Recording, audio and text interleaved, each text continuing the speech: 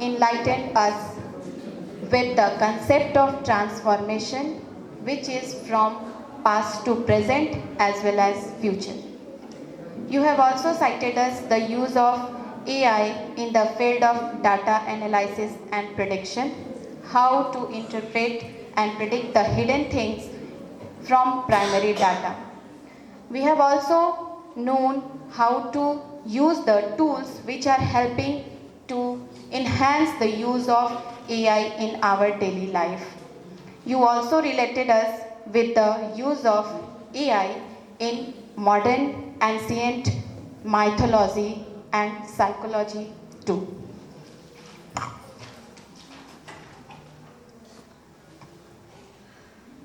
Now, moving forward, I would like to call upon the stage Professor Archana Reena Dhan ma'am,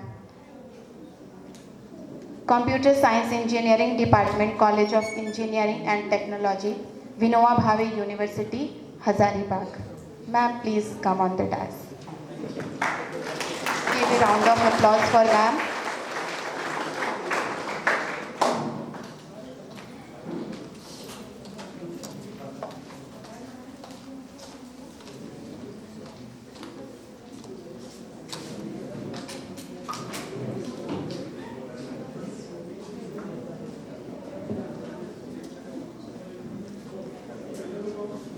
Thank you, ma'am, and a very good afternoon to all the dignitaries on the dais, off the dais, my colleagues, honored speakers, media persons, and my dear students. And it's honor to address this gathering of innovators, educators, and thought leaders. And I'm very thankful for the Gautam Buddha Teachers Training College family to invite me to deliver my views or my content on artificial intelligence, the future of learning. सबसे पहले artificial intelligence का दो part है. एक है जो develop हो रहा. The experts or researchers and scientists are developing the artificial intelligence. One view of artificial intelligence is this, and another is the persons like me and you who are using the artificial intelligence in their day-to-day life.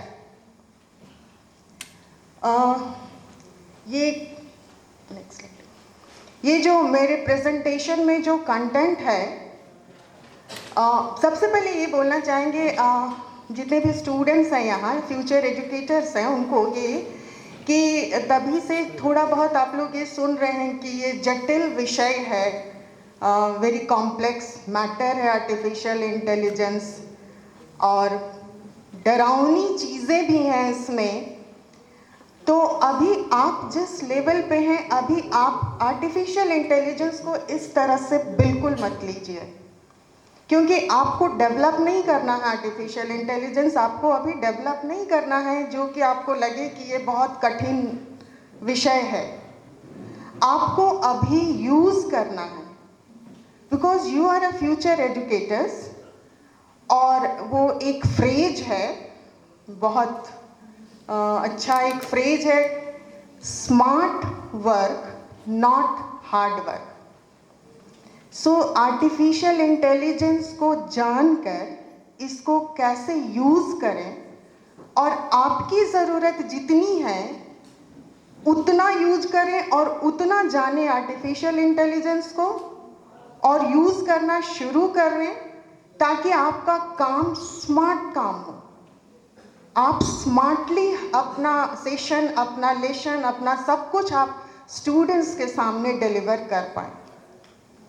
और इसीलिए हमने जो content ready किया है वो आपके लिए ही है कि आप इसको अपने क्लासरूम में कैसे यूज करेंगे.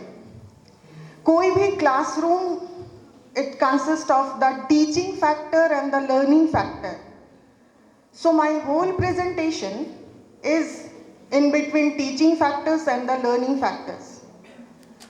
लेकिन एक चीज़ और है कि शुरू में मैंने अपने कुछ स्लाइड्स में आर्टिफिशियल इंटेलिजेंस और जो बातें हो रही हैं अबाउट द मशीन लर्निंग और डीप लर्निंग का थोड़ा ओवरव्यू दिया है, क्योंकि हम जिस एरा में हैं उसमें अगर ये सारे टूल्स हम यूज कर रहे हैं तो हमें जानना भी चाहिए, या ऐसा जब हम इसको यूज करें तो फील होना चाहिए कि yes I know what is deep learning, yes I know what is machine learning, yes I know what is artificial intelligence. बस इतना ही के लिए मैंने अपने स्लाइड्स में ये तीनों का थोड़ा थोड़ा पार्ट को इंक्लूड किया है। So starting from artificial intelligence कि ये क्या है। तो आर्टिफिशियल इंटेलिजेंस का मतलब ये है कि कंप्यूटर सिस्टम को ऐसा कुछ बनाने का कोशिश किया गया कि वो ह्यूमन लाइक एक्ट करे, और चूंकि name is intelligence, artificial intelligence, तो ह्यूमन के जैसा जो इंटेलिजेंस है, ह्यूमन में जो इंटेलिजेंस है वो एक मशीन में डालने की कोशिश की जा रही है। ह्यूमन इंटेलिजेंस क्या चीज़ें हैं जो ह्यूमन करता है जो मशीन करनी चाहिए, तो इंक्लूड किया गया उसमें लर्निंग है, प्रॉब्लम सॉल्विंग है, reasoning, perception and language understanding. तो मशीन को ऐसा बना लिया गया कि वो सारी चीज़ें ये कुछ कर सके। उसके बाद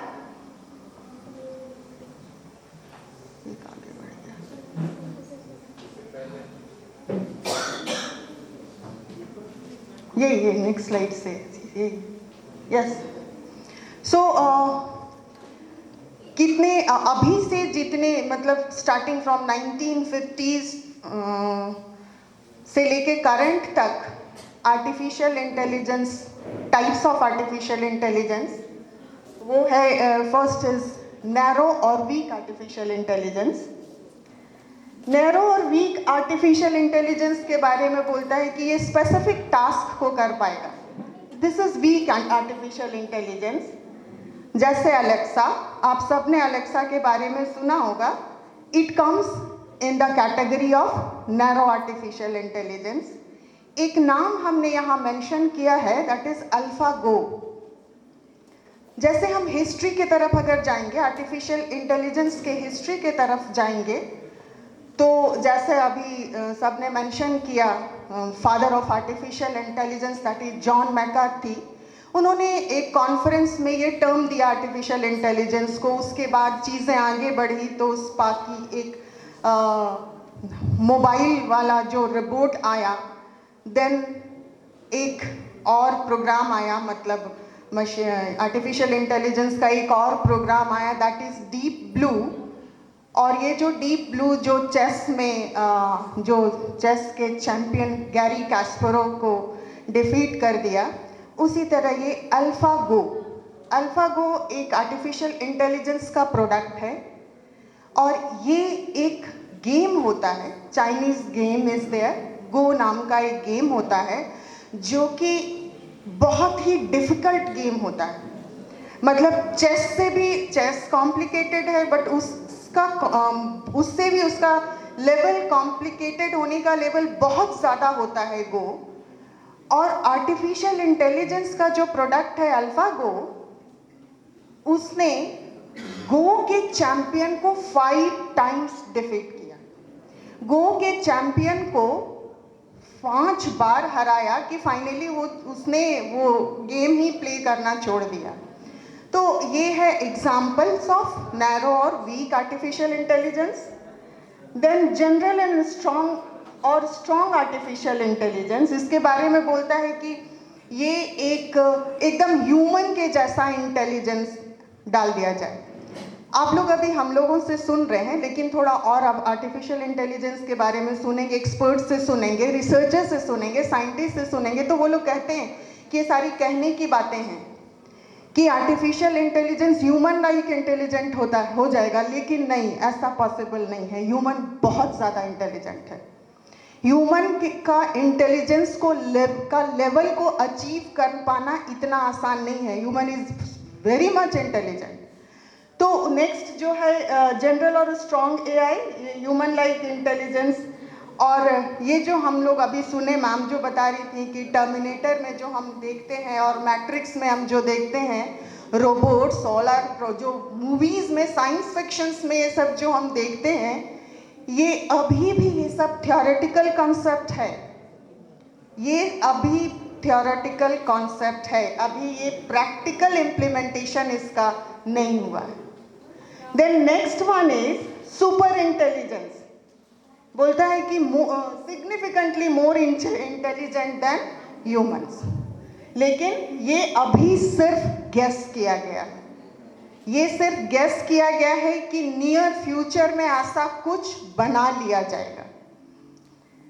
नाउ नेक्स्ट है एप्लीकेशन एरियाज. हम लोग अभी तक में बहुत कुछ सुन चुके हैं, इसलिए हम इसको स्किप करना चाहेंगे एप्लीकेशन एरियाज को. Next slide. Machine learning. Artificial intelligence जब डिज़ाइन हो रहा है, इसका जो प्रोडक्ट्स बन रहे हैं, इसका जो इम्प्लीमेंटेशन हो रहा है, तो ये चीज़ तो है, ये चीज़ हम सब सुने कि ये मिमिक करता है, ह्यूमन बीइंग को मिमिक कर रहा है. तो साइंटिस्ट और रिसर्चर्स ने देखा कि हम लोग में इंटेलिजेंस कैसे आता है, ह्यूमन में इंटेलिजेंस कैसे आता है. तो हम लोग में इंटेलिजेंस आता है जब हमें सिखाया जाता है. जब हम कुछ लर्न करते हैं तब हम इंटेलिजेंट बनते हैं. जिसको कुछ सिखाया नहीं जाए, कोई सीखे ही नहीं कुछ, तो वो इंटेलिजेंट नहीं हो सकता है. इस चीज़ को ध्यान में रखते हुए ये मशीन लर्निंग, जो कि आर्टिफिशियल इंटेलिजेंस का एक सबसेट है. Machine learning is a subset of artificial intelligence. इसमें बहुत सारे एल्गोरिदम्स यूज किए जाते हैं, डेटा यूज किए जाते हैं, और इनफैक्ट मशीन लर्निंग मॉडल्स जो होते हैं वो बेसिकली स्टैटिस्टिकल मॉडल्स होते हैं. और ये जो मॉडल्स होते हैं, इनको डेटा दिया जाता है, इनको एल्गोरिदम्स दिया जाता है, सो दैट कि ये लर्न करें and they can predict something. Learn करें और फिर कुछ प्रिडिक्ट करें. लाइक बहुत सारे इमेजेस दिए जा रहे हैं उसको, और फिर वो मशीन को, वो जो मॉडल बना है मशीन लर्निंग मॉडल को, बहुत सारे images as a input, so many images देने के बाद इट कैन प्रिडिक्ट कि whether this flower is of rose और लिली और एटसेट्रा. ये प्रिडिक्शन. तो ये वो कैसे प्रिडिक्ट कर पा रहा है? एल्गोरिदम है, और उसको बहुत सारा डेटा देके उसको सिखाया जा रहा है, ट्रेन किया जा रहा है, ट्रेनिंग दी जाती है, और तब फिर उस ट्रेनिंग के बाद वो एक्सपर्ट होता है for the prediction. So it's about the machine learning. और जब आप लोग थोड़ा बहुत और कुछ मशीन लर्निंग के बारे में पढ़ेंगे, सुनेंगे, तो ये चीज़ें मशीन लर्निंग के साथ लगी रहती हैं, जिसके बारे में बोला जाता है कि इसमें 3 तरह के एल्गोरिदम्स होता है, 3 टाइप्स ऑफ एल्गोरिदम्स, और 3 types of learning process, supervised, unsupervised और रिकरेंट. सो सुपरवाइज्ड लर्निंग ऐसा है कि हम अभी बोले कि मशीन को बहुत सारे, मॉडल को बहुत सारा डेटा दिया जाता है, बहुत सारे इमेजेस दिए जाते हैं, और फिर वो इमेजेस को देख के एल्गोरिदम के सपोर्ट से, स्टैटिस्टिकल फंक्शंस के सपोर्ट से वो प्रेडिक्ट करता है कि whether this flower is of rose और मैरीगोल्ड एटसेट्रा. तो सुपरवाइज लर्निंग में जब डेटा दिया जाता है तो वो लेबल्ड होता है. लेबल्ड डेटा मतलब कि अगर हम एज अ इनपुट एक फ्लावर दे रहे हैं, तो उसमें मेंशन्ड है कि this is rose. Next image it is mentioned that this is lily और एटसेट्रा. तो जब इमेजेस को लेबलिंग किया जा रहा है, डेटा को लेबलिंग किया जा रहा है, तो ये आता है सुपरवाइज लर्निंग. और फिर लेबल डेटा के बेसिस पे it learns and then it predicts और it does tasks. Then unsupervised learning जो है, अनसुपरवाइज लर्निंग में हम लोग लेबल डेटा नहीं प्रोवाइड करते हैं, because it is not possible to label all the data. और होल आर्टिफिशियल इंटेलिजेंस या मशीन लर्निंग और डीप लर्निंग जो भी है, it depends on the huge amount of data, million and trillions of data. तो not possible, या कुछ ऐसे डेटा होते हैं जिनको लेबल करना इज डिफिकल्ट, तब फिर हम लोग अनलेबल्ड डेटा देते हैं in case of unsupervised learning. अब अगर उसको नहीं बता रहे हैं कि ये जो हम डेटा, ये जो इमेज दे रहे हैं वो क्या चीज़ का है, तब फिर ये मशीन कैसे काम करता है? तब ये क्या करता है कि जितने सारे डेटा देते हैं उसको वो क्लासिफाई करता है, ग्रुप बनाता है। एक कैरेक्टरिस्टिक वाले डेटा को एक ग्रुप, अनदर कैरेक्टरिस्टिक वाले डेटा को एक ग्रुप, ऐसे करके it makes the clusters of the data. और डेटा क्लस्टरिंग के बाद then it classifies and gives the result. और तब वो प्रेडिक्ट करता है कि this data, this cluster is related of this group on this characteristic. ये हो गया अनसुपरवाइज्ड लर्निंग के बारे में। Then third one is reinforcement learning. Reinforcement learning में है कि हम लोग मशीन को ट्रेन करते हैं, उसको डेटा, उसको एल्गोरिदम्स, इंस्ट्रक्शंस दे के ट्रेन द मशीन, और उसके बाद वो अपने लॉजिक के बेसिस पे वो आंसर देता है, प्रेडिक्शंस देता है, आंसर देता है। और if the answer is correct तो उसको रिवॉर्ड दिया जाता है, और अगर आंसर गलत होता है तो उसको पनिश किया जाता है। सो द ट्रेनिंग पीरियड में ये काम चलता है, उसको अच्छा करने के लिए रिवॉर्ड दिया जाता है, और जब वो कुछ गलत करता है, मिस्टेक्स करता है, तो उसको पनिश किया जाता है। और इस तरह से मशीन लर्निंग मॉडल को डिज़ाइन किया जाता है on the basis of reinforcement learning, और ऐसा करके फिर ये अपना काम करता है। It's all about the machine learning. Now next is deep learning, and deep learning is the subset of machine learning.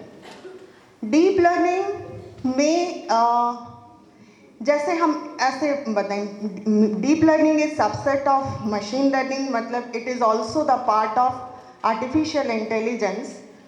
और डीप लर्निंग में हम लोग, deep learning requires so many data, बहुत सारा उसको डेटा चाहिए होता है। और इसका जो खास चीज़ है डीप लर्निंग का, वो है इसका न्यूरल नेटवर्क। न्यूरल नेटवर्क क्या होता है? डीप लर्निंग के जो साइंटिस्ट और रिसर्चर्स हैं जो इन्वेंट किए, वो लेके चले एक नेटवर्क, एक आर्किटेक्चर बनाए जो ह्यूमन के ब्रेन की तरह फंक्शन करता है। हम लोग जानते हैं कि ह्यूमन के ब्रेन में बहुत सारा न्यूरॉन्स होता है। बायोलॉजी वाले लोग सुने होंगे, समझेंगे कि न्यूरॉन्स होता है, और ये न्यूरॉन से हमारे ब्रेन को आउटसाइड वर्ल्ड से मैसेजेस कन्वे करता है। हमारा ब्रेन उसको प्रोसेस करता है, न्यूरॉन का ही पार्ट उसको प्रोसेस करता है, और अकॉर्डिंगली हम लोग फिर उस पर रिएक्ट करते हैं। इसी पे बेस्ड ये आर्किटेक्चर बनाया डीप लर्निंग जो इन्वेंट किए, और उसको उन्होंने नाम दिया neural network. So the basis of the deep learning is the neural network, और different types of neural networks are there. हम अगर 2-3 हम बताना चाहेंगे, हम इसलिए बताना चाहेंगे क्योंकि आप आर्टिफिशियल इंटेलिजेंस का प्रोडक्ट सुनेंगे, और जब आप थोड़ा सा अभी सुन लेंगे मेरी बात को और थोड़ा याद रहेगा और समझ में आएगा, तो लगेगा यस आई नो कि what is the science behind this product. So types of neural networks, multi-layer neural network complex problem solving के लिए है, और convolution neural network image processing के लिए होता है। It is used for image processing.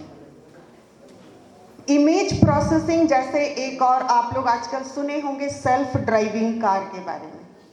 Self driving car is the result of image processing, और इस सेल्फ ड्राइविंग कार जो एक आर्टिफिशियल इंटेलिजेंस का एक पार्ट है, वो न्यूरल नेटवर्क के कॉन्वोल्यूशन न्यूरल नेटवर्क पे बेस्ड है।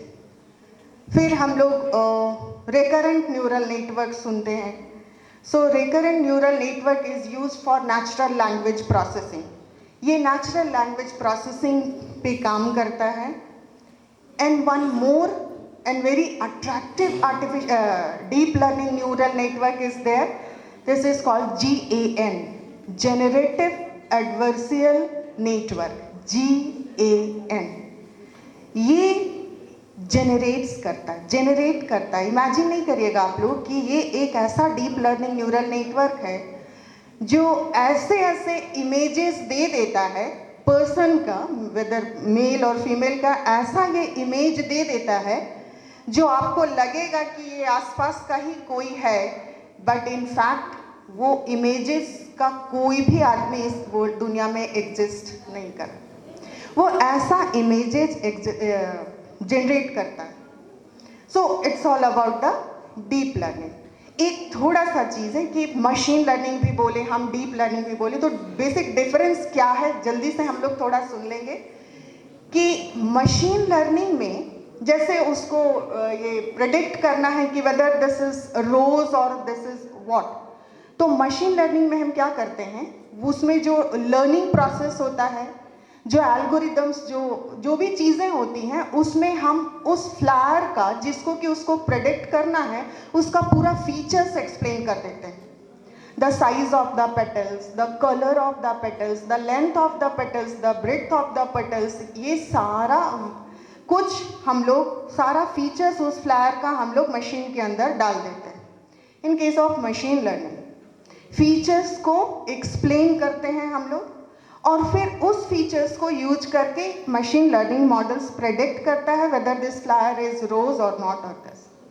But in case of deep learning ये बहुत ज़्यादा डेटा यूज कर रहा है और ये जो न्यूरल नेटवर्क यूज कर रहा है ये इतना एडवांस है कि ये खुद से जो भी आप डेटा उसमें डाल रहे हो वो खुद से उसका फीचर्स को एक्सट्रैक्ट कर लेता है। डीप लर्निंग फीचर्स को खुद से एक्सट्रैक्ट करता है, यही basic difference is between machine learning and deep learning. वो खुद से फीचर एक्सट्रैक्ट करता है और फिर अकॉर्डिंगली वो प्रेडिक्ट करता है कि whether this flower is this और नॉट। सो ये थोड़ा सा ओवरव्यू था आर्टिफिशियल इंटेलिजेंस, मशीन लर्निंग और डीप लर्निंग का। नेक्स्ट, ये थोड़ा सा हम डिस्कस कर चुके या बहुत लोग बोल चुके या the stages of AI development. So हो गया है लगभग, तो हम लोग आगे बढ़ेंगे। एक ऊपर में एक टर्म देख रहे हैं, traditional AI versus generative AI. दो category of artificial, traditional AI जो कॉम्प्लेक्स प्रॉब्लम सॉल्व करता है, डिसीजन मेकिंग करता है और प्रेडिक्शंस करता है, रीजनिंग करता है, ये होता है ट्रेडिशनल एआई। और अभी बहुत लोग डिस्कस कर चुके हैं about the generative AI. So generative AI generate करता है means it generates text, it generates images, it generates music, it generates stories etcetera. तो ये होता है generative AI.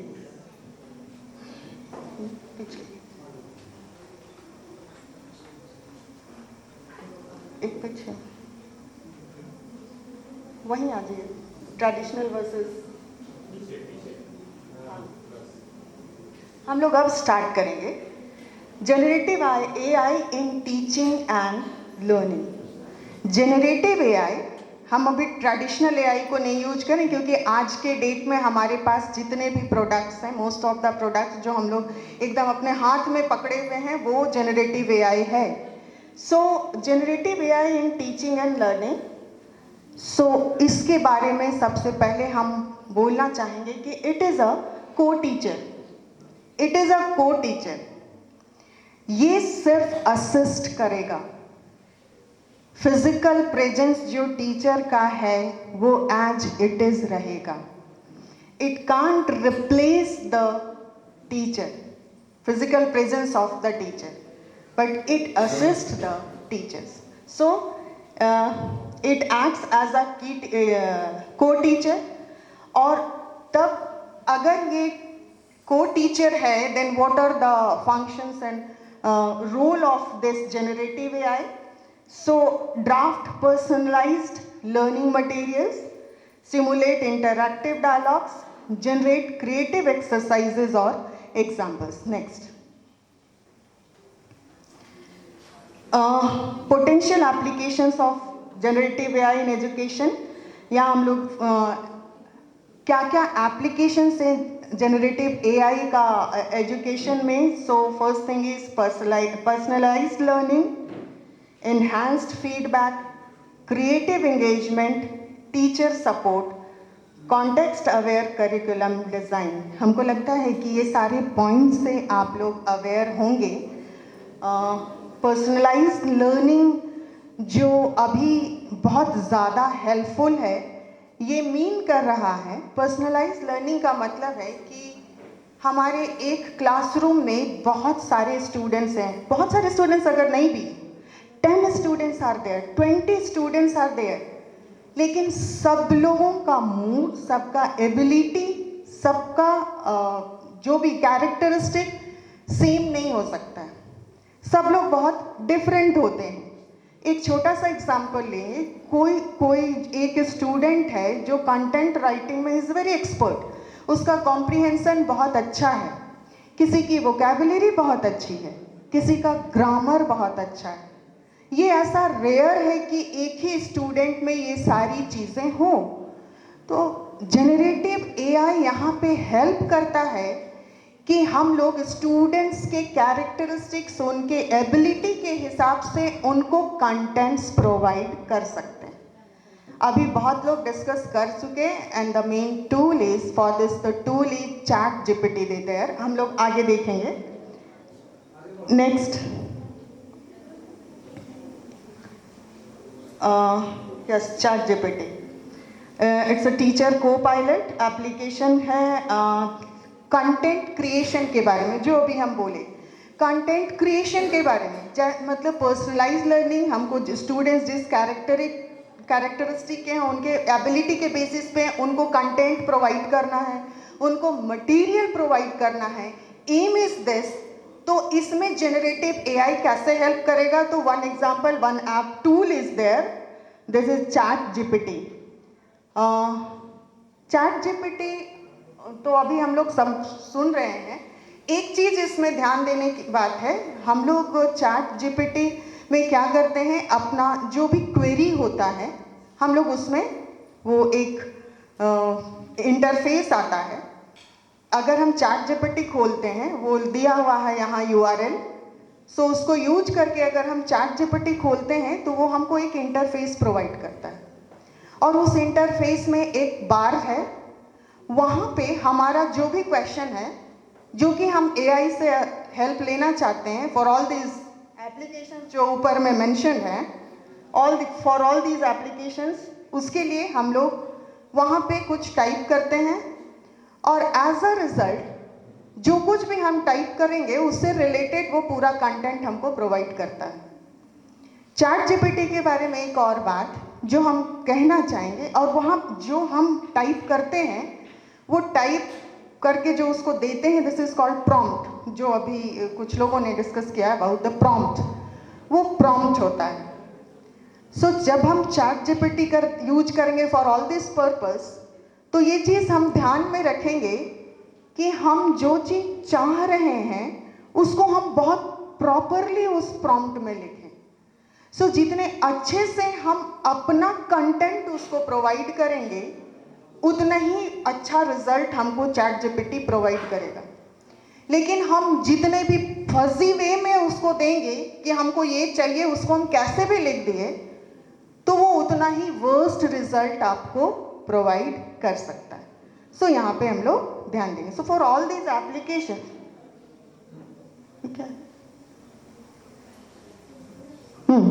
So for all these application plans for teaching materials, visual and text content, हम लोग we can take the help of ChatGPT.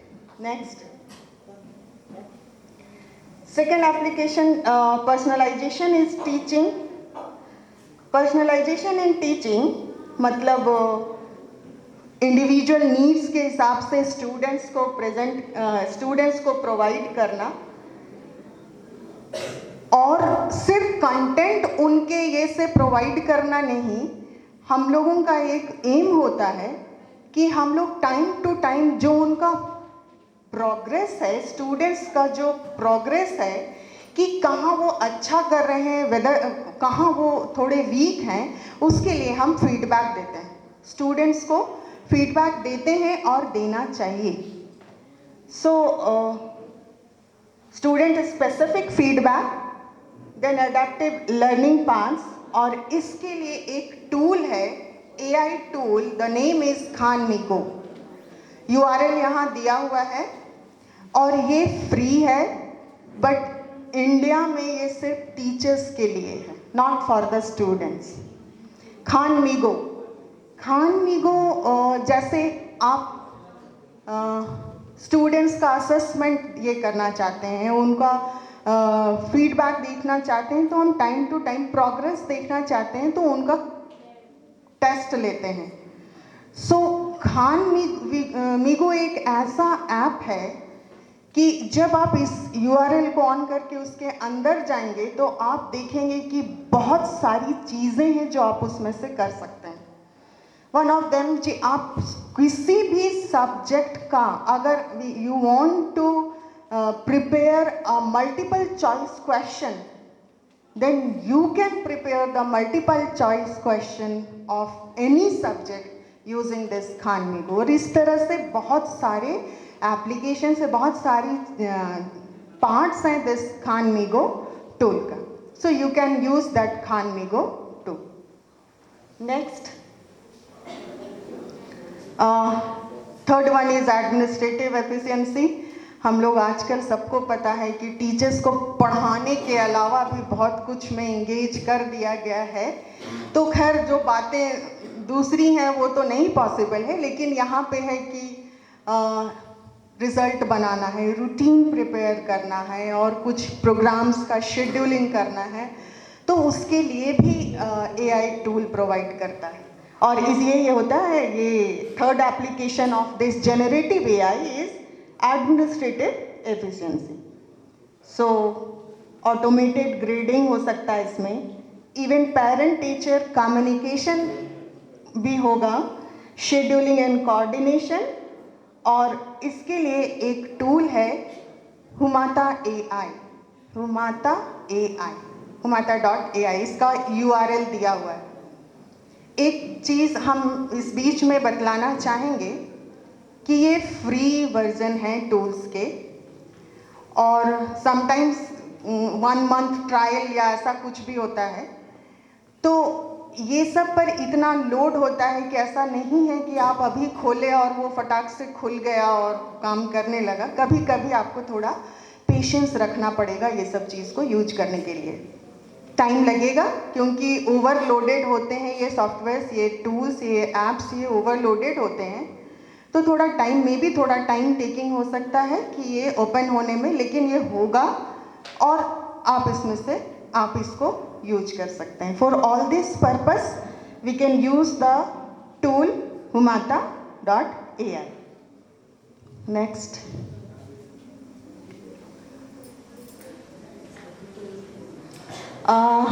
This real world use cases in teaching, success stories from the field, कहाँ कहाँ apply किया जा चुका है और helpful है। तो फ्लिप्ड क्लासरूम में, लैंग्वेज लर्निंग में, एंड स्टेम लैब्स में। स्टेम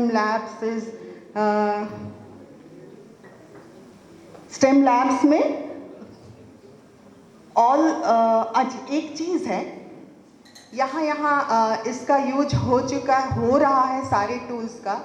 एक लास्ट में ये था teaching portion, how the generative AI help in for the teaching purpose.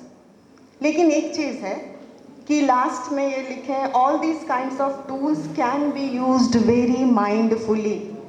हम लोग टोटली रिलाई इस पर नहीं कर सकते, नहीं करना, टोटली रिलाई नहीं करना, ठीक है। वो ChatGPT हो गया या कोई भी ऐप हो गया, आपको कंटेंट मटेरियल प्रोवाइड कर रहा है, लेकिन ये आपकी ड्यूटी बनती है एज अ टीचर कि आप उसको क्रॉस चेक ज़रूर करें। आप उसको क्रॉस चेक ज़रूर करें कि whether all this contents are relevant, proper और नॉट। ऐसा नहीं कि वो दे दिया और आप उसको कॉपी किए और आप फिर उसको स्टूडेंट्स को दे दिए। Next, now teaching portion.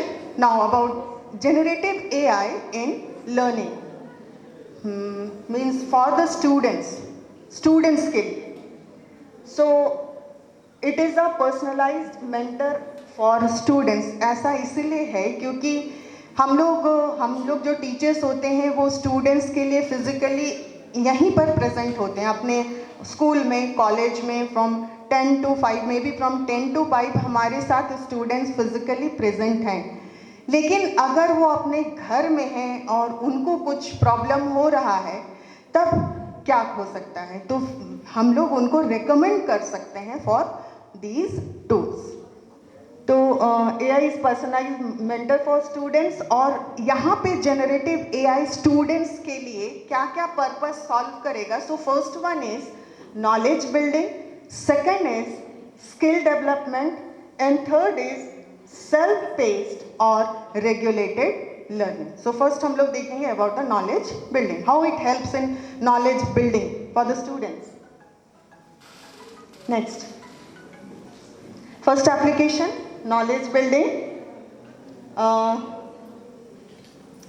Students को क्या प्रोवाइड होगा इससे, dynamic study materials, then conversational learning, और इसमें जो टूल्स हैं, so that using all these tools students can build their knowledge in a very better manner. All these tools are here.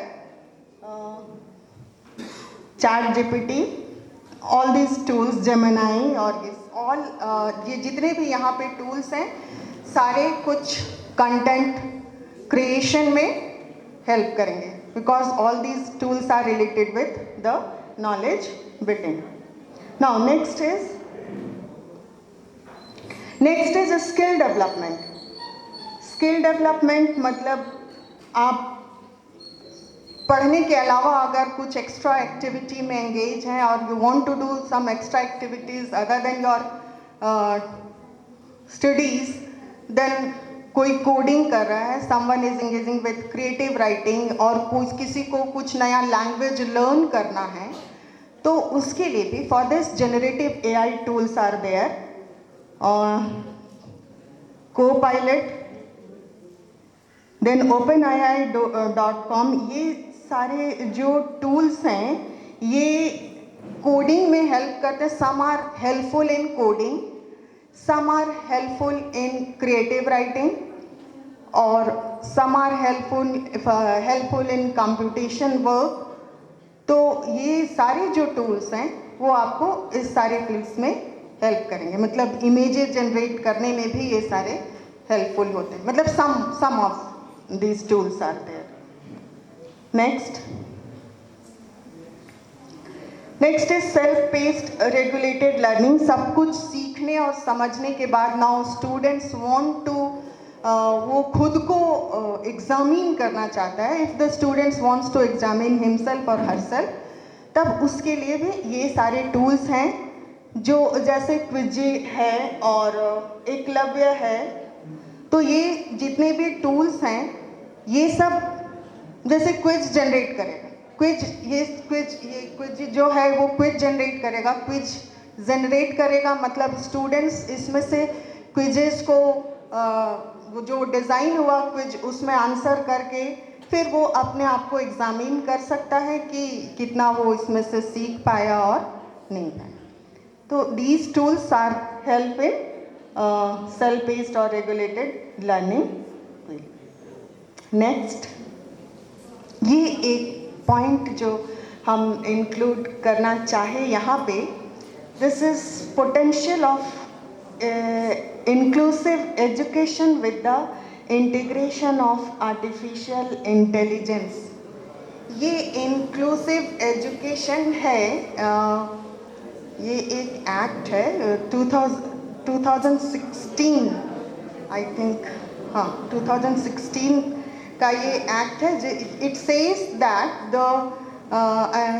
According to the rights of persons with disabilities, act 2016 जिसको inclusive, this act is called inclusive education, और it means कि ये एक system है education का जहाँ students with and without disability can learn together.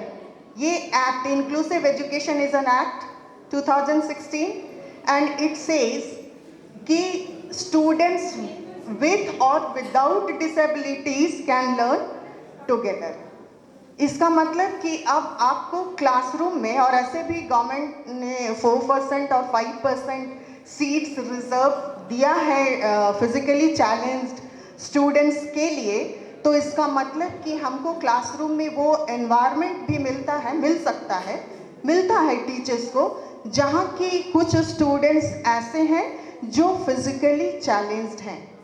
तो उसके लिए, इसके लिए आर्टिफिशियल इंटेलिजेंस में क्या है, if they are physically challenged का मतलब हो गया कि उनका वो किसी को साइट वाला प्रॉब्लम है, some are deaf, hearing impaired और ऑल दिस थिंग, और ये सारे स्टूडेंट्स हैं, तो उसमें कैसे हेल्प करेगा. तो सम टूल्स आर देयर. यहाँ पर वो WhatsApp Meta AI is not only for inclusive education, WhatsApp Meta is for all, सबके हाथ में है. एक जनरेटिव AI जो है वो सबके हाथ में है. आप लोग अगर व्हाट्सएप यूज करते हैं तो उसमें मेटा AI जो है ये हर तरह से आपको हेल्प कर सकता है. बस उसमें आप अपना क्वेरी दीजिए and it will answer you promptly, it will answer you. Next जो ऐप है www.seeingai.com. seeingai.com जो होता है वो टेक्स्ट को ऑडियो में जनरेट करता है. It converts, translate text into audio. So जिनको दिखाई नहीं देता है वो लोग के लिए क्या कर दे रहा है, वो टेक्स्ट को ऑडियो में जनरेट कर दे रहा है, तो एटलीस्ट वो लोग सुन सकते हैं. Then BeMyEyes.com, BeMyEyes.com. सो ये जो लोग सुन नहीं सकते हैं उनके लिए ऑडियो को टेक्स्ट में ये कन्वर्ट कर देता है, क्योंकि उनको सुनाई नहीं दे रहा है लेक्चर, एटलीस्ट उनको दिख रहा है, तो जो टीचर बोल रहा है उसको ये ऐप कन्वर्ट कर दे रहा है उसके लिए स्क्रीन. सो वो सुन नहीं पा रहा है तो एटलीस्ट पढ़ पा रहा है. एक सनग्लास भी डेवलप हुआ है, इंडिया में नहीं है, वेरी कॉस्टली, इंडिया में 25,000 ऐसा कुछ है प्राइस. एक सनग्लास डेवलप हुआ है. वो सनग्लास, अगर आप वो सनग्लास लगाए हैं एंड इफ यू से कि हे, जैसे हे अलेक्सा एंड हेल, ये ऐसे बोलते हैं और फिर हम लोग बोलते हैं कि do provide me this and that, तो वैसा ही कुछ है. अभी वो अनाउंस्ड नहीं है इसलिए I am not using that word, but hey this what is displaying in my monitor. Sunglass is there, हम सनग्लास लगाए हुए हैं. I am saying it is connected with my mobile phones, जैसे स्मार्ट वॉच वगैरह मेरे mobile phone से connected होता है, वैसे वो सनग्लास का app is connected with the smartphone.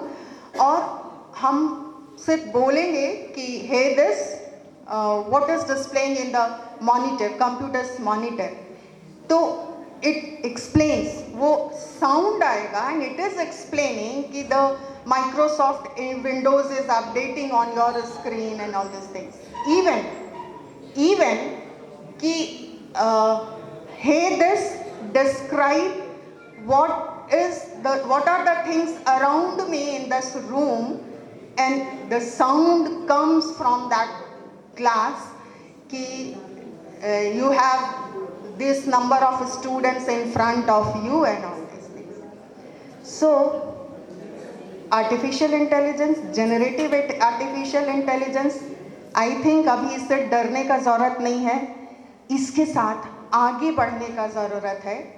सो फिर से अपने आप को स्मार्ट बनाने का ज़रूरत है, क्योंकि जितना स्मार्ट आप बनेंगे उतना स्मार्ट आप अपने स्टूडेंट्स को बना पाएंगे. So thank you so much.